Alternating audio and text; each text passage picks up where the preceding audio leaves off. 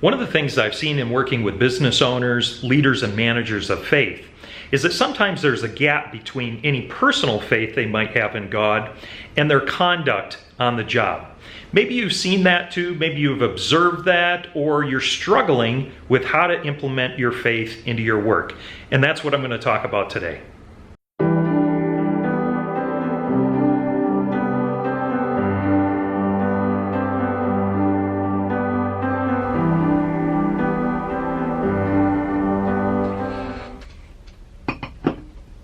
Some years ago, I had the opportunity to go ahead and meet with the owner of a manufacturing company here in the Midwest, and they make some really cool products. In fact, so much so that some of you watching this will be avid users of their product.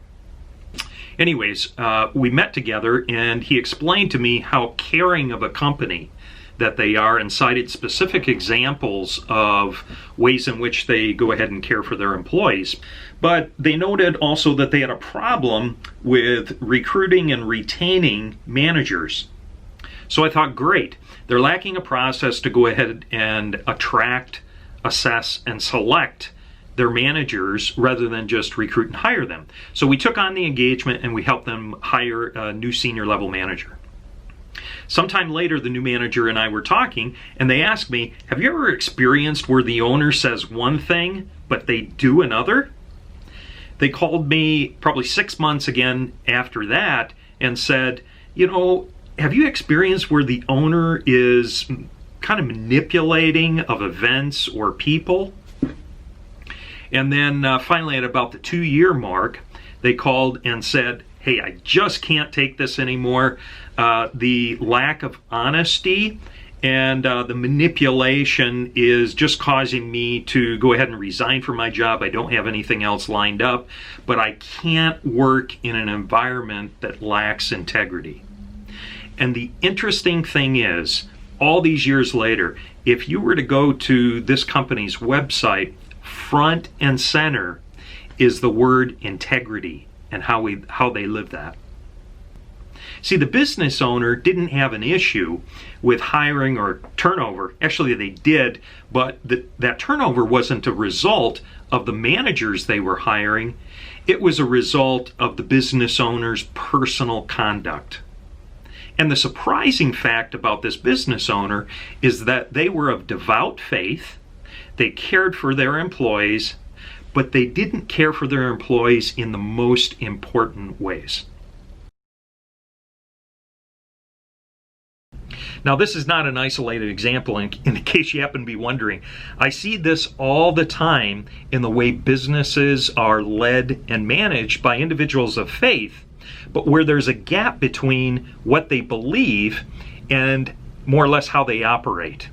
And maybe you've seen this yourself in others, or you see some of that in yourself. So why is there a gap? Why does that gap exist? One of the reasons why is because several times I've had business owners infer that you shouldn't combine or mix your personal faith with your business, that the two should be kept separate. But God doesn't view it that way. In the Bible, in the book of Ephesians, chapter 2, verse 10, speaking through the Apostle Paul, God says that, for we are His workmanship, created in Christ for good works, which God prepared beforehand so that we would walk in them. I looked up the word works in the original Greek from which our English Bible came, and I found that the word works comes from ergos, and the root word of ergos is ergon. And ergon means business, enterprise, anything accomplished by hand, workmanship, art, industry. In other words, Ephesians 2:10 says that we are God's handiwork, created in Christ to do good business, to do good employment, to do good workmanship. See, God doesn't separate our work from our relationship from Him, and we're not to do so either. In fact, many of this country's most successful industrialists and businessmen were men of faith that combined their faith with how they did business. A great example of that is John D. Rockefeller. You know, if you've ever filled up your truck or your car with gas, which you have, at a Marathon, Chevron, BP, or ExxonMobil station, you've been a beneficiary of some of his work. Another example is Henry Heinz of Heinz Ketchup, or Asa Candler of Coca-Cola. Another example would be Anthony Rossi of Tropicana Juice, or a modern day example would be Norman Miller of Interstate Batteries. All of these men were men of faith and giants of industry that didn't exclude their faith from how they did business. So if we first come to understand that it's both holy and right to live a life of faith in our work, how do we do it? And the answer to that is by simply following the first and second commandments that Christ gave us. First, love the Lord your God with all of your heart, with all your soul, and with all of your mind. And practically speaking, that means making Him first priority in your life. Talking to Him in prayer about your struggles, about the challenges that you have at work, about the daily work that you have, in addition to spending time in His Word, learning about His nature, and the principles that you can put in place, the godly principles, in the way that you manage and that you lead others. Secondly is love your neighbor as yourself. And practically, how do we do that within the context of work? I mean, we could interpret that our neighbor within a working environment might be a customer, a vendor, etc. But within this specific example, I'm going to talk about your employees. And one of the ways that you can love them more than yourself is by getting to know them.